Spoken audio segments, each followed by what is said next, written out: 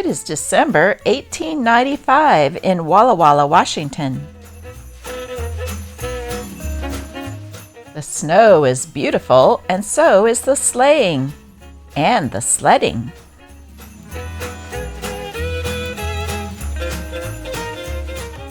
The Walla Wallans are enjoying the snow, yet it's a hectic time of year with the shopping for Christmas to do and the buying of the Christmas tree.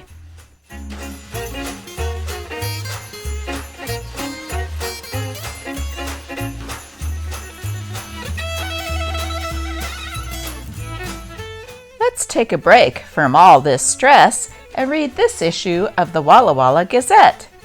Today's issue is December 28th, 1895.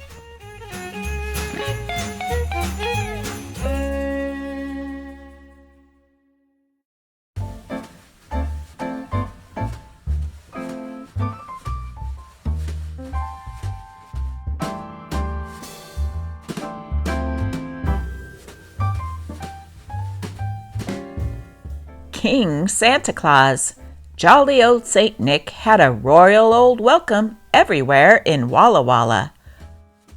Christmas of '95, with its lights, its joys, its merrymaking, its presents, its eager expectations, and all the ennobling associations which crowd around it, has departed for another year. Surrounding the commemoration of the advent of the one perfect man into the world, the leaves of memory will always fondly cling. Happy lives were made happier. Let us hope that into the dark chasm of many less fortunate, there flashed for one bright day the scintillating rays of that first Christmas morning long ago. Peace on earth, goodwill to men. In nearly all the churches, Christmas exercises were held, the sprightly character of which tended to show that religion, in its truest sense, is a wellspring of joy and not of gloom. The inevitable Christmas tree, with its loads of presents, its gay, fantastic decoration, and brilliant lights, were present, adding delight to the hearts of thousands of little cherubs, into whose life as yet has not entered the blighting chill of the world's tribulations and responsibilities. The social whirl. Christmas week has been a happy one for the society belle. While she has not appeared much in public gatherings, she has been in evidence in the home and in the church, where the most admirable traits of her disposition may be exercised. She has been seen only by the admirer whom she favors, with an invitation to call and spend the evening. No man should be egotistical enough to think that he is the only one who has basked in the smiles of this fairy queen. Every society girl has more than one string to her bow. Her delight is in the variety of music produced by playing on the different ones. Her fingers produce harmony, so long as she keeps good time and don't get her notes mixed. Suggestions for a more general use of the telephone. The preacher of the near future, conducting services à la telephone. The wife could attend service and prepare the dinner. A shave and a sermon. No going to church without your breakfast. How my Puritan ancestors would have caught on to this. In this issue of the Gazette, we bid goodbye to the old year and tip the hat to the new 1896. The old is laid away with the things that were, with hopes and fears, joys and sorrows, successes and failures. Dead and sepulchred, we bow over its bier and read the same old story that must come to all that is. Such has been, such ever will be. We return to the new, bid it welcome, and again take up the tasks set before us, resume the unfinished work of life, and turn our faces toward the goal of our ambition, of our hope, of our aim. Mindful to the mistakes, follies, and shortcomings that mar the record of the past, we press our faces hard against the windows of the future and strain our eyes to penetrate its depths. While upon many 1895 imposed trouble and financial reverses, upon others it showered rich blessings of happiness and prosperity. Like all the years that have come and gone, it has taught lessons which the thoughtful will profit by.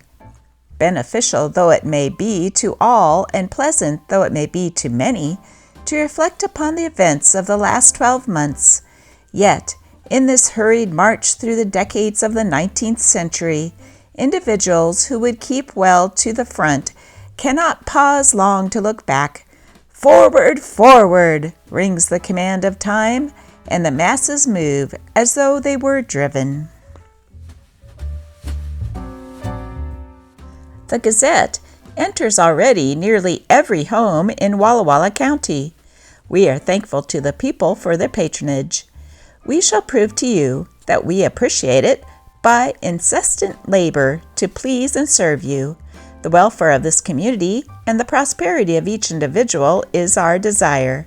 Our own success is measured by the financial condition and the friendly disposition of our patrons, subscribers, and advertisers. Wilbur Frisk Brock, Editor. Attorneys at Law, W. H. Kirkman, Front Room over Farmers Meat Market. S. E. King, Ludwig Building, Walla Walla Wash, Collection and Securing of Notes and Accounts a Specialty. Poindexter and Rader, Office, No. 7 East Main Street.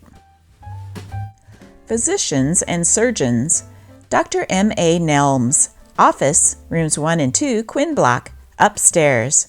Telephone, No. 135. Y. C. Blaylock, M.D. Night calls, except obstetrics, after 9 p.m. and before 6 a.m., double the usual charge. Telephone office, No. 60. Residence, No. 3. Dr. C. B. Stewart, Office in the Quinns Block over Smith's and Fitzgerald's store. Possibilities of country boys. We all know that the majority of boys who live in the country are generally on a farm, and it is there they get their start for something higher in this life. A boy who is raised on a farm and by his own exertions brings himself out of farm work and to a higher and more remunerative position in life is a self-made man and fit to be placed where he can best serve his country and people. We first find the country boy at the age of 6, running errands for the men of the farm, driving the cows from the pasture, carrying wood, sometimes uncovering corn, helping in the garden, and numerous other little tasks, which gives him his first lesson in labor that prove of so much benefit to him in after years. He is taught how to work before he knows what it is not to work. He goes to school in winter, and as he is accustomed to being busy, he pitches in and studies with all his might and is generally at the head of his class. He has received his first lessons in being industrious when so young that they stay with him during his lifetime. Soon he is 16 years old, and he is now a regular hand on the farm and does a man's work, knows more about horses in a minute than a city boy does in a week, understands a good deal about raising cattle. In fact, he could manage the whole farm in a pinch. Should he take a notion of attending school in some large city, he goes and economizes while he's there, improving his time, and finishes his course with half the expenses of a city boy, and in less time. If he is inclined to leave the farm, he takes a position in the city, and by his industrious habits soon gains a reputation worth striving for. He may not know about all the little points in society or the latest opera songs, and he may not wear the toothpick-toed shoes or pancake hat, but he gets there all the same.